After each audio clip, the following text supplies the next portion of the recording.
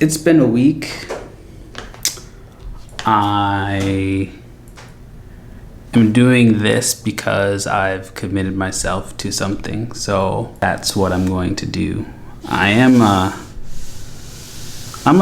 little bit of an all-in type of person. I think I'm slowly becoming less like that, but I am a little bit of an all-in type of person. So I told myself again, I'm going to do one video a week. This is my one video, but it's been a rough week. In regards to life, in regards to writing as well, but it's been a tough week.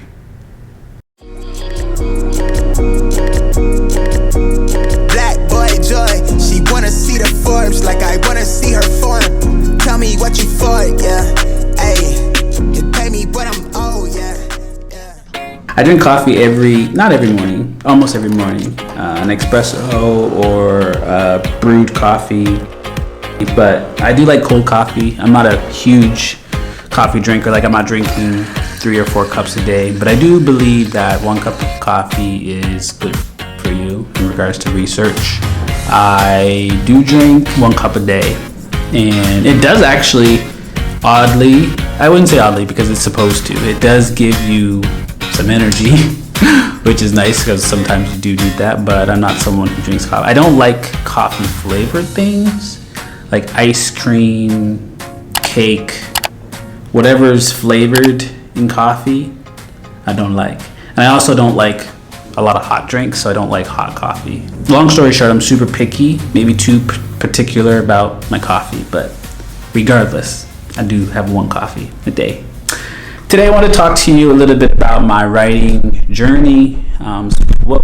Today I want to talk to you a little bit about my writing journey, specifically about my agent. I need my ball here because this kind of helps me just talk a little bit.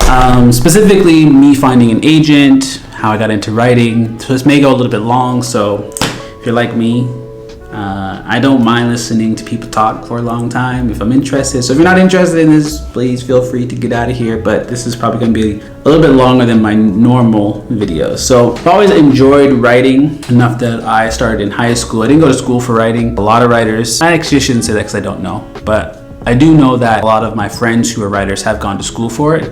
I didn't go to school for it, but I remember starting my writing journey in high school. And I put a piece up here that I actually wrote in high school during a program that my cousin did. And I love her from the bottom of my heart. Her name's Grant. She is one of my mentors, someone who truly guided me through this entire process in regards to getting my first manuscript out there, alongside my wife, who's been just, I can't even explain how essential she has been in this journey as well. But we'll talk about that as we go through the video. In high school, she did this program where she took some youth and she introduced us to poetry as a way of explaining our voices and what we wanted in life and who we are as people. And this was my first piece. And I am super proud of it, and I think I've held on to that piece and that experience for so long, and the feeling of sharing that with a group of people as well. So we wrote these pieces. We went through about, I think it was like a week or 2 in regards to the program, and she worked us through craft, through structure, through presentation skills, and then we sold tickets for this event that eventually was at the Black Culture Center. And if you don't know about the Black Culture Center, it is basically a center in Nova Scotia that is all black and talks about the history of black people in Canada, specifically Nova Scotia. And that's actually something I would love to talk a lot about more on this channel, just because I want to know more about it. I think a lot of people don't know about it, and I think it's really important. We did this presentation at the Black Culture Center where I originally thought there weren't going to be a lot of people, but then we show up and there are tons of people, family, teachers, community, friends there ready to listen to our pieces. And it was all done through like spoken words. So this was like my first kind of like spoken word performance, and I loved the feeling of sharing who I am through poetry. And I've said this before, I don't know if I've said it on the channel, but poetry is so beautiful in a sense where you can make up your own rules. No one can really tell you that this line break or this word or this structure doesn't fit, because as long as you know in your heart and why you're doing it, etc., it doesn't matter, right? And that's why I do think poetry is a great introduction to writing in general, and the greatest form of writing. as well, and the most powerful. We did this presentation. I just absolutely loved it. And from then on, I continued to write and work on my writing journey. One of the things I find interesting is that I didn't necessarily stop writing, but I continued to write through university. I made a few pieces, and while I was doing that, I hadn't really thought about publishing anything because I thought the process was just draining. I didn't know enough about it. I went into teaching, and I continued to write. So after that, what happened was, I'll jump all the way until maybe the last 4 years of my teaching. I'm in Singapore, and I'm writing a story basically about who I am and the places where I'm from. And I remember getting all these questions while I'm in Singapore, also like, where are you from? And there's no black people in Canada. And like a lot of this stuff came innocently through kids in the classroom, just them not knowing that black people live in Canada. But it also came through teachers, it came through people on the street, store clerks, etc. That also got me into the sense of like, how do we also help kids ask questions respectfully, right? Or how do they ask questions of curiosity respectfully as well? That's a whole nother program, a whole nother story, but that is one of the reasons why I wrote this book, because I continue to get those questions. And within that time frame, I also had opportunities to publish. I originally was like, okay, I'm gonna self-publish this book by myself. And if you look back at some of my videos, you'll see the process of this book that is going to be published within hopefully a year or so, and me creating it, and even some of the drawings. And within that time frame, I got offered the opportunity to work with a few different publishing companies to do it. And my wife told me to wait, which at the time I listened. I kind of just wanted to publish it, to be honest, but she told me to wait. I moved to Manila. In Manila, we had lots of ups and downs in regards to, like, we had a volcano, and then COVID happened as well. Within those time frames, I'm still writing and working on this piece. So I'm saying all this just to say, like, I've always been writing. I just have never really had the opportunity to sit down with it.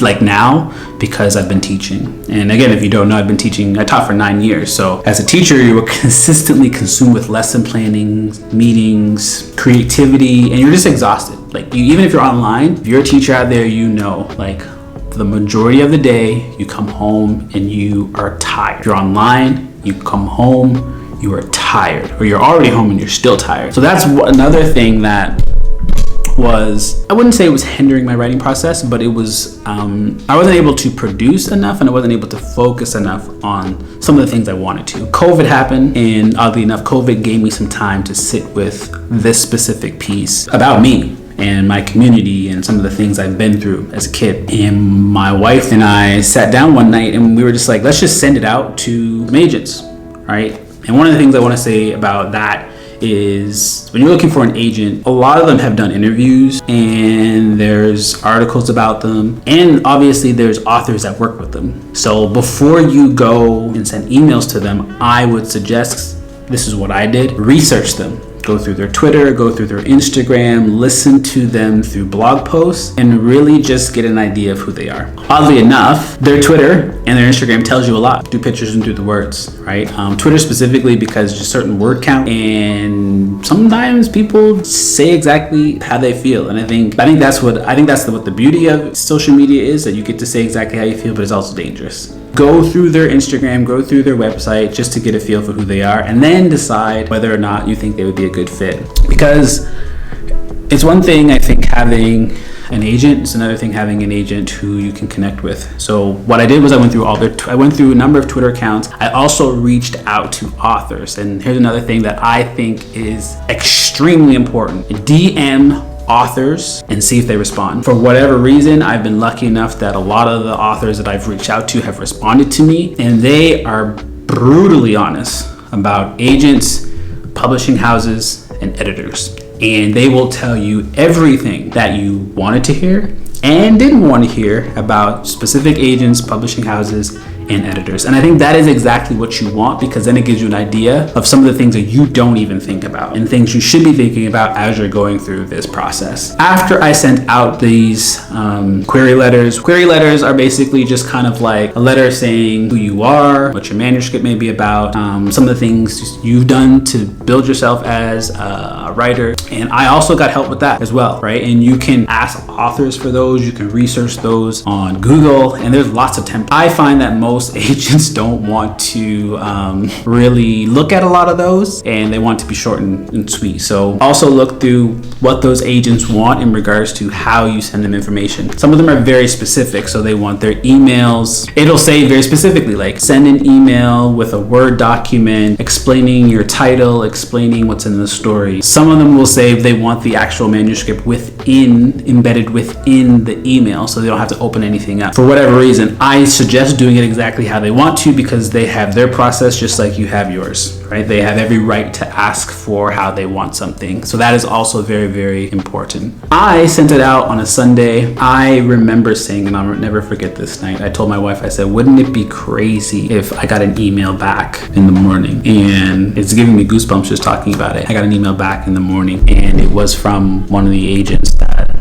I really, really wanted to work with. From there, I emailed back. We got on a Zoom, I think it was within the next few days. And one of the things I loved about him was that we didn't even talk about the writing piece at all. I remember him talking very briefly in the beginning, like him just like enjoying reading it. And then he really just got into like who I was as a person. And I don't know, my wife is really good at like feeling people out and getting a sense of who they are. And she's so funny because she was listening to the whole conversation while I'm like sitting here. She's like kind of on like this balcony, like looking over, listening to me. But she does a great job of like sensing people out and seeing who they are as people. I got a really good sense that he wanted to not necessarily just be business partners with me, but he truly cared about who I was and some of the things I was going through. Just super interested in international teaching, interested in sports. We talked about sports, basketball for a super long time, which was great. Talked about family, friendships. We talked about so many different things. And at the end of that, we kind of just ended on, okay, we'll talk again in a few days. And I think that for me at least showed that he, for one, though he is so amazing at his job, he took the time to really just get to know who I was. And that was important to me. For some people, that may not be necessarily the case. You may just want them to get down to the nitty gritty, and that's totally fine. But for me, that was perfect. Within that time frame, we talked maybe 3 or 4 times. I didn't know what to do in regards to like how you sign a contract or what happens, but my wife was like, just email him and see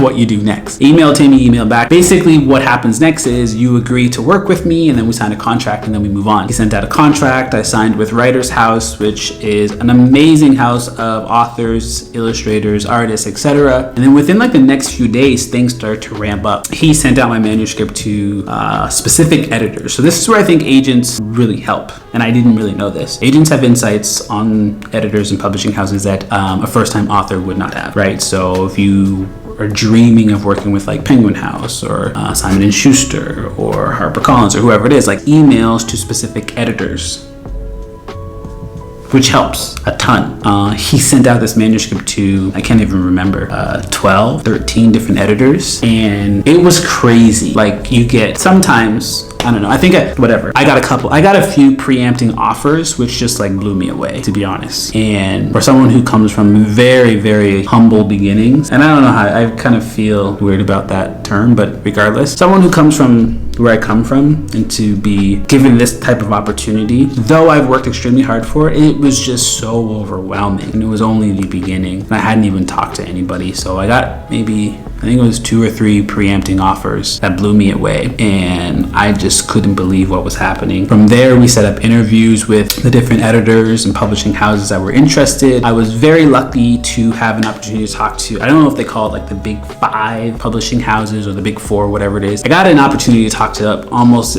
all of the top publishing houses in the US, which was crazy to me. Like, it's just absolutely crazy to me to be able to talk with like Penguin Random House. I've always pictured myself having a book with like the little penguin on it, or like HarperCollins, who produces so many amazing books that I love to read to my kids in the classroom. Like, I've always pictured that, but then having an opportunity and talking to those people is just like, again, crazy to me. Very, very crazy.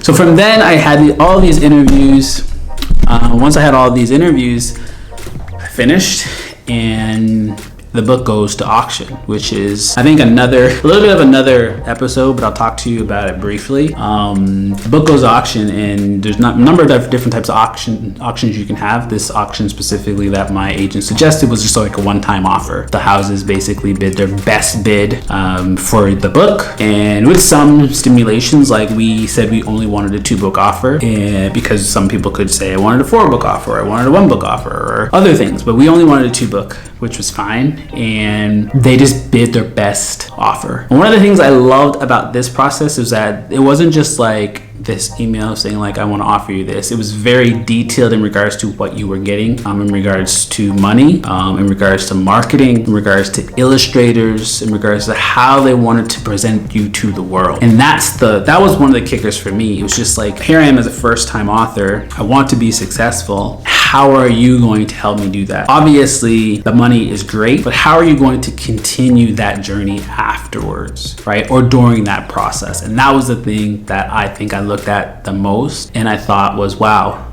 like this presentation in itself, beautiful. Like, it shows that they cared. That interview that I had with you was like amazing. Like, I really got to know who you are. It sounds like you're going to set me up to be successful. So those things are super important. So after I looked at all of these like portfolios and these offers, I basically had 24 hours or so, 48 hours to just decide which editor and company I wanted to work with. And I decided to go with HarperCollins, which I'm super happy with. It doesn't always work that way for people. I know that there are tons of author stories that do not sound like mine, and I want to make everyone just very aware that everyone has their journey, and just because you don't get it the first time or the second time doesn't mean that you're never going to get it. I waited extremely long before I got this offer, and I was blessed enough to get an email back relatively quickly. That doesn't often happen based on almost everyone that I've talked to in regards to authors. I think that's it for now. I'm excited to see what happens. I have an editor for these 2 books, and oftentimes people do say like you don't usually stay with the same editor for your whole life. Some people do. So after these 2 books, that contract or that commitment will be over, so to speak, and you submit more manuscripts to your agent. If your agent feels like they are ready to go, then that process happens again. Your book goes up to auction, or it can go through a preempt or whatever it is, and then you may go back to the same editor, or you may go back to a different editor.